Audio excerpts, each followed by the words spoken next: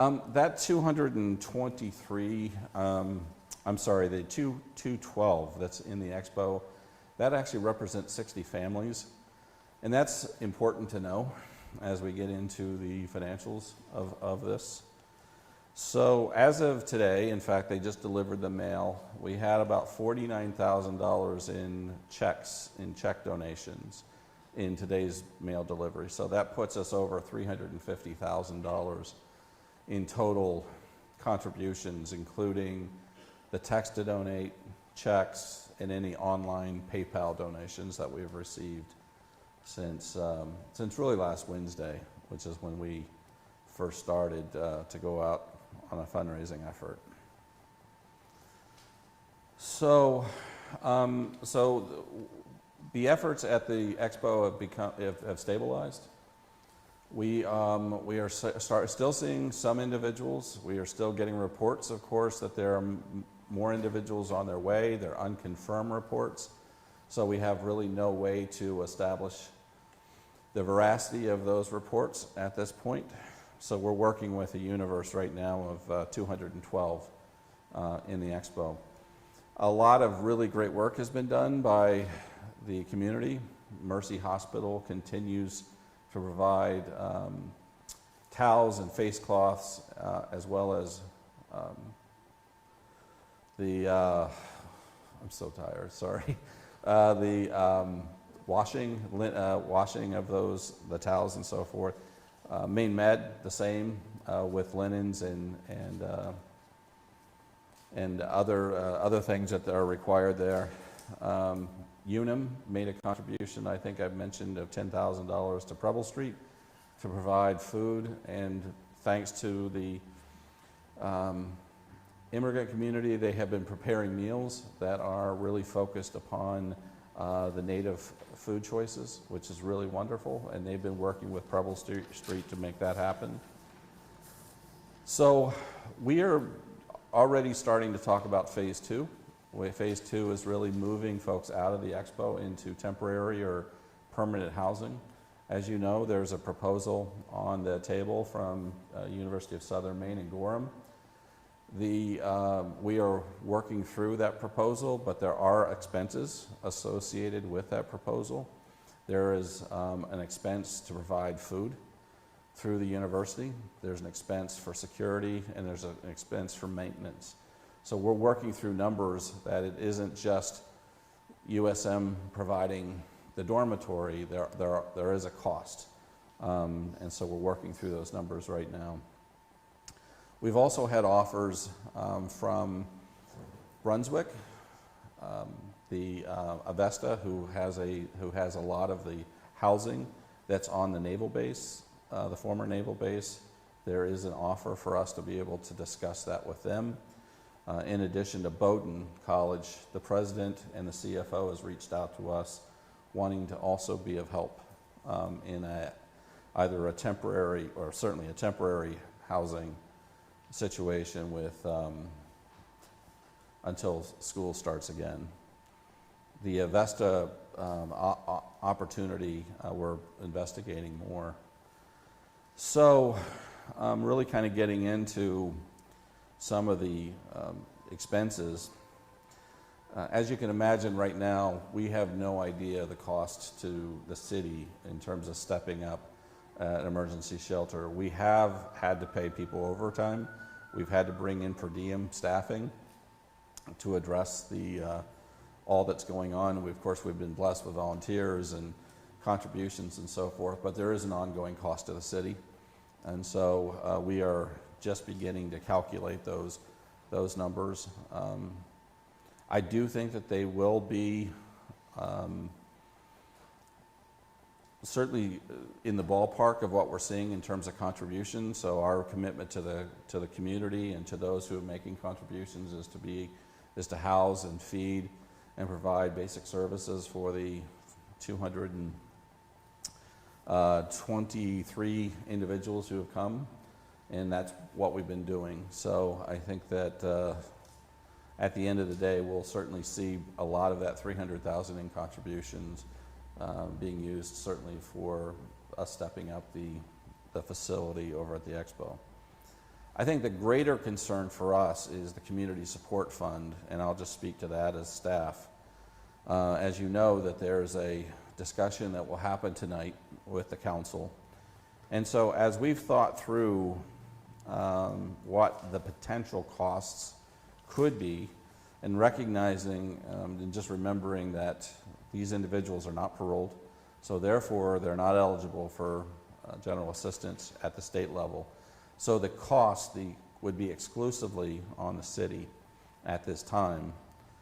And so we use the same calculations that general assistance uses. So we use approximately $1,500 per family per month. And so extrapolating that out to the fact that that would be approximately 60 families, and I'm just using today's numbers. So if we were to get a bunch of folks who come in over the course of the next couple of weeks or months, these numbers would be somewhat meaningless. But as of today, so to fully support at that $1,500 level for those 60 families, it would be approximately $1.3 million if it was solely upon the community support fund. So it's not insignificant. We have $200,000 already in the budget for the community support fund for the entire year. Now, I would also mention that $1.3 million just focusing on those individuals who are at the expo. We have approximately $290,000 in obligation to the folks who are already in the family shelter, and they're in the ongoing commitment of the city of the 124 individuals who are in the family shelter right now. So the family shelter remains full, and we did not move those individuals to the expo. So on Chestnut Street, we have the family shelter. So those folks are in the community support fund, and there's a responsibility to provide support. So, and I think that that's basically kind of it from a financial standpoint. Jessica, did I miss anything? Or okay. So happy to answer any questions. Is the 290 for those in the family shelter, is that in addition to the 1.3 Yes. million? Yep. And that 290 would come from the community support fund? So yes, so let's just say none of this happened over the course of this past week. The council acted during the budget that put $200,000 into the budget for the community support fund. If all of those folks who are in the family shelter remained in the family shelter or remained in the city of Portland and did not do anything else to their status, there's approximately $290,000 worth of costs associated with just the folks who are in the family shelter.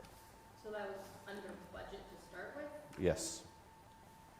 I know you got this information during the budget, I just don't recall it, and maybe you have it in front of you, but average length of time that a family remains on the It's 4 to 5 months, and so Melissa, that's what the difficulty is that those individuals that are in the family shelter today, we just don't know how long, so it could be 4 to 5 months on average, or it could be the entire year, so it's really difficult to have a projection. Is the 290 assuming that they needed that the whole year? Entire time, yes. So that's the worst case scenario, but as Randy mentioned, that there's an average there. I believe at Tuesday's meeting, we watched it back, and you were talking about funds being limited and, potentially resulting in cuts to staff. Mm-hmm. Is that still something you're looking at? So this is, truly up to the city council, and I think it's up to the city council to give us the guidance that we need tonight. Now, tonight they're not going to be voting on the financial impact. They're only going to be voting on policy.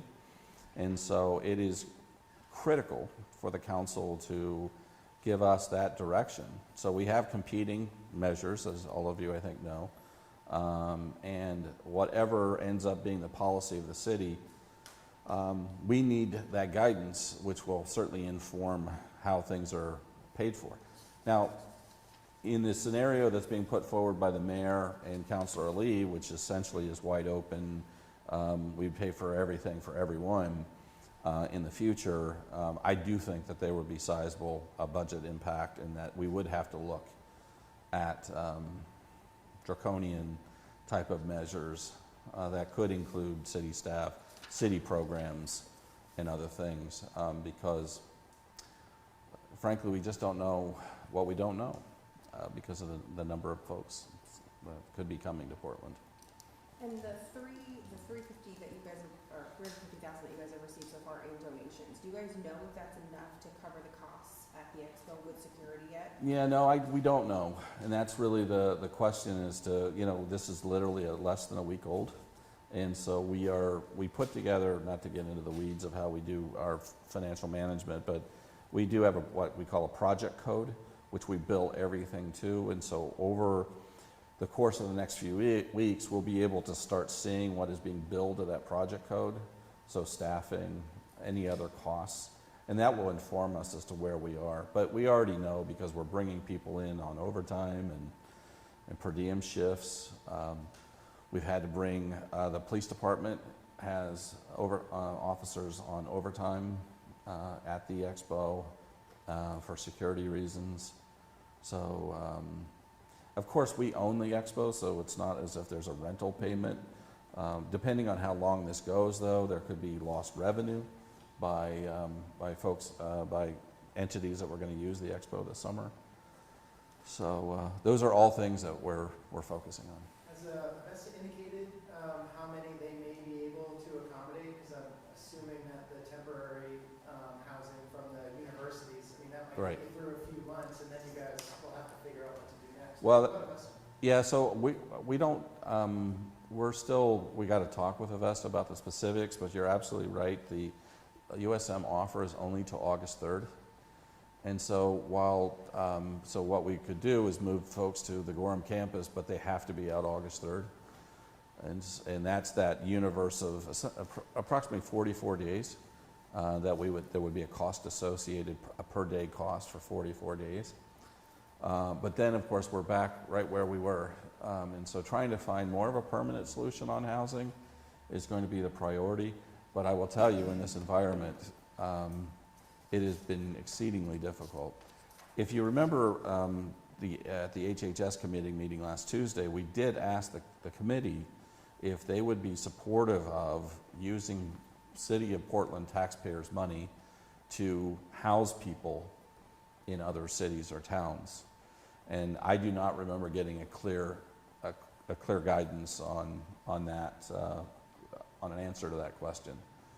So I specifically asked to have that question put out there because it is something that we do have to make sure that we're informing the public about, that through the Community Support Fund being exclusively taxpayer funded, if we were to fund housing someone in, you name it, Brunswick or anyone, or anywhere, is that exclusively on the taxpayer funding. Can you speak to the sorry. proposal to basically cut off funding for any new arrivals after July 1st? There are those who would say we should be doing more, not less. The state is stepping up, other communities are stepping up, and the money is there. Yeah.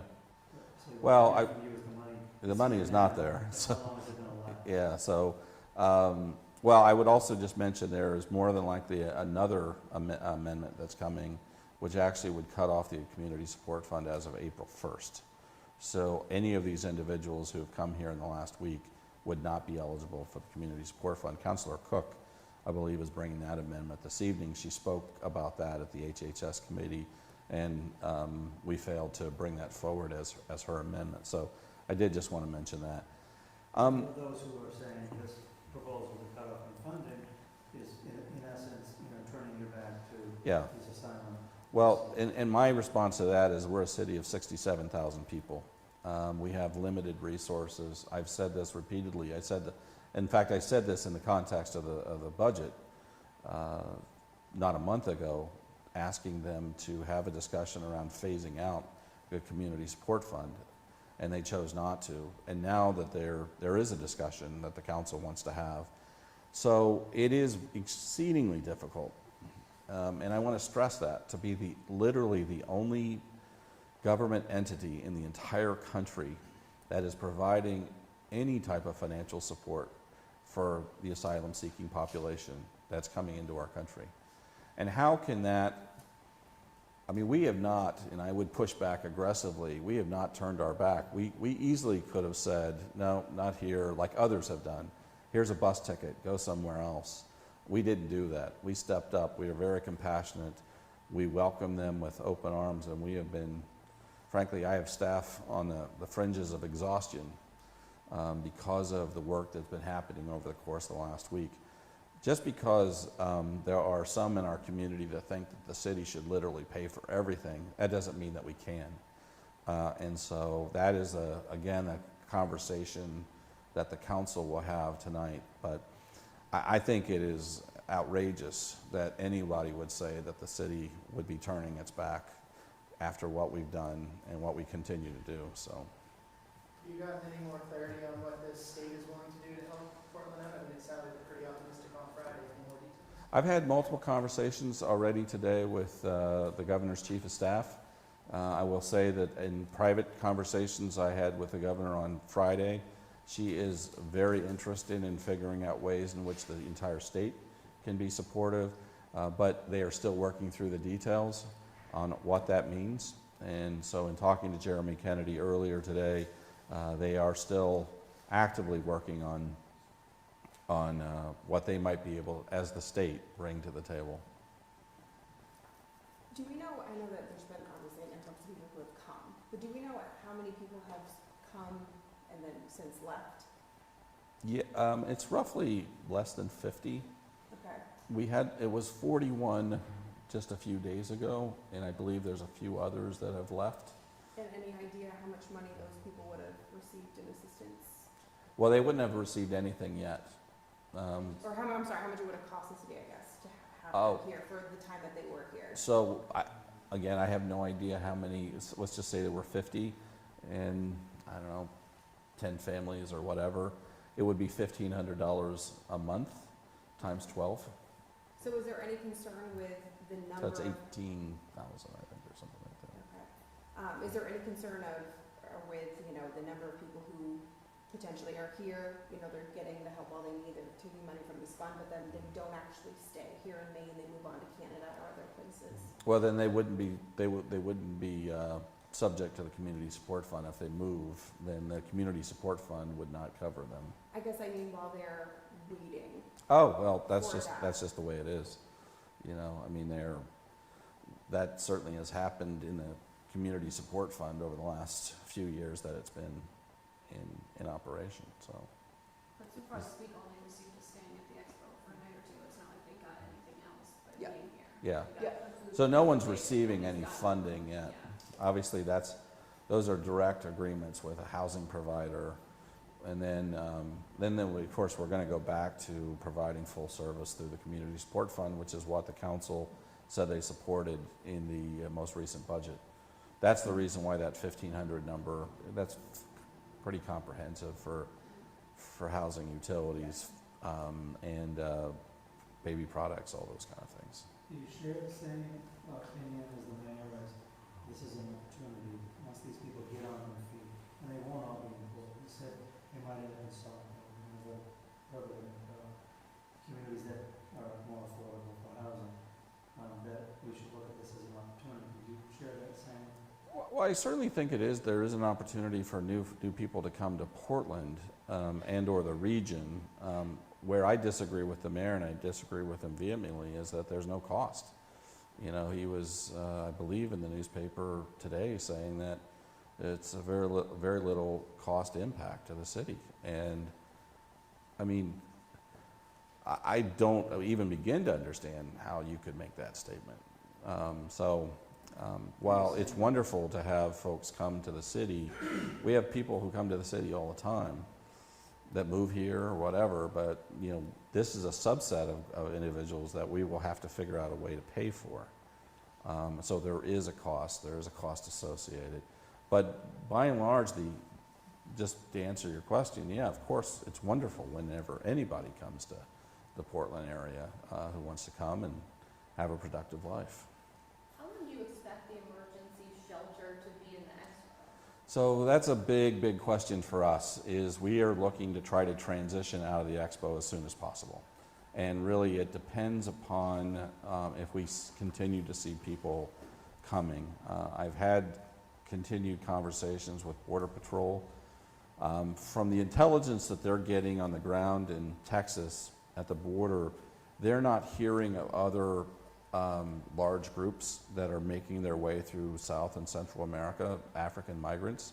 They're still seeing a flood from Ecuador and others, but they're not hearing about, and they want to stress, they don't know, but they're not hearing that there is another large grouping of African migrants. So, I mean, I know by fall, you get into sports and stuff, I assume much sooner than that you'd like to. Oh, yeah, well, actually, I would like to move out of the expo within the next few weeks, frankly. And the reason being is that it is important that I think that these individuals, these families, don't have to stay in a gymnasium, and that they are put into temporary or more, hopefully, permanent housing. So the goal certainly is to step down the emergency shelter at the expo and return it into a sports facility sooner rather than later. This was just done because of the emergency. And right now, can anyone get in there, or is there any sort of process or vetting for people who want to stay there? Oh, wait, just to stay? To stay? Absolutely. So we are not segregating anyone. I mean, that is just not what, we would never do something like that. So any family who's seeking temporary shelter can absolutely go into the expo.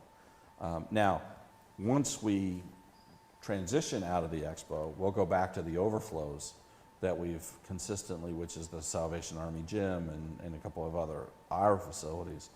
But just this was a temporary situation. Some of the folks, have moved on, and I saw in some reports that some of them may be going to Canada. And I'm just wondering, as part of your intake process, are you asking families, what their final destination is, whether they're going to choose to remain in Portland for the long haul, or if this is just a stop along the way? To my knowledge, we haven't been asking that question, and a lot of it is because this has been a fairly traumatic experience for them. So it's not something where we want to at least even intimate that, okay, so you're here, where are you going next? And so it's really been kind of taking this is your home for now. And this is why we've been so strict in trying to prevent a lot of people getting into the expo. We have a lot of people who just wanted to go in and look, take pictures. I mean, we've been extremely restrictive as to, because this is someone's home now. We have 60 families in there that consider the expo home. And so that's the reason why we've been focused on making sure they're protected and safe.